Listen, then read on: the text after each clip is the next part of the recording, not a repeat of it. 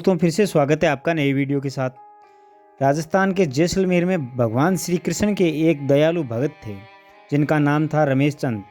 उनकी दवाइयों की दुकान थी। उन्होंने दुकान में भगवान श्री कृष्ण की एक छोटी सी तस्वीर एक कोने में लगी थी। वह जब दुकान खोलते साफ सफाई के उपरांत हाथ जोड़कर नित्य भगवान की तस्वीर को साफ करते और बड़ी श्रद्धा से धूप दीप दिखाते। उनका एक पुत्र भी था राकेश, जो अपनी पढ़ाई पूरी करके उनके ही साथ दुकान पर बैठा करता था।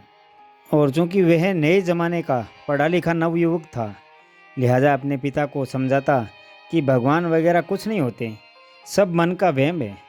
शास्त्र कहते हैं कि सूर्य अपने रथ पर ब्रह्मांड का चक्कर लगाता है, जबकि विज्ञान ने सिद्ध कर दिया है कि पृथ्वी सूर्य का चक्कर लगाती है। इस तरह से रोज़ विज्ञान के नए नए उदाहरण देता, यह बताने के लिए कि ईश्वर नहीं है। पिता उसको स्नेह भरी दृष्टि से देखते और मुस्कुराकर कह जाते, इस विषय पर तर्क वितर्क नहीं करते। समय बीतता गया, पिता बूढ़ा हो गए। शायद वे जान गए थे कि अब उनका अंत समय निकट आ गया है। अतः एक दिन अपने बेटे से कहा, बेटा तुम ईश्वर को मानो या मत मानो, मेरे लिए ये ही बहुत है कि तुम एक मेहनती, दयालु और सच्चे इंसान हो। परंतु क्या तुम मेरा एक कहा मानोगे? बेटे ने कहा, हाँ कहिए ना पिताजी, ज़रूर मानूंगा। पिता ने कहा, बेटा मेरे जाने के बाद एक तो तुम दुकान में रोज़ भगवान की इस तस्वीर को साफ करना, और दूसरा यदि कभी किसी परेशानी में फंस जाओ तो हाथ जोड़कर श्री कृष्ण से अपनी समस्या कह देना। बस मेरा इतना कहा मान लेना। पुत्र ने स्वीकृति भर दी। कुछ ही दिनों के बाद पिता का देहांत हो गया। समय गुजरता रहा। एक दिन बहुत तेज़ बारिश पड़ रही थी। राकेश दुकान में दिन भर बैठा रहा और कोई ग्राहक नहीं आया। ऊपर से बिजली भी बहुत परेशान कर रही थी। जाती तो घंटों अंधेरा पसर जाता। तभी अचानक तेज़ी से एक लड़का भीगता हुआ दुकान में आया और बोला, भैया ये दवाई चाहिए, मेरी माँ बहुत बीमार है। डॉक्टर ने कहा यह दवाई तुरंत ही 4 चम्मच पिला दीजिएगा, माँ बच जाएगी। क्या यह दवाई आपके पास है? राकेश ने पर्ची देखकर तुरंत कहा, हाँ है। लड़का बहुत खुश हुआ और कुछ ही सेकंड में पैसे देकर दवा लेकर चला गया।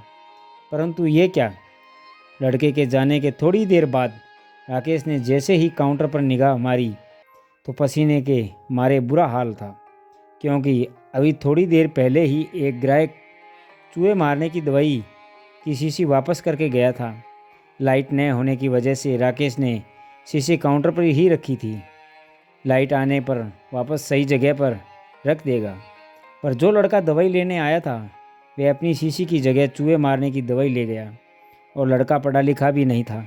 हे भगवान, अन्याय ही राकेश के मुंह से निकला। यह तो अनर्थ हो गया।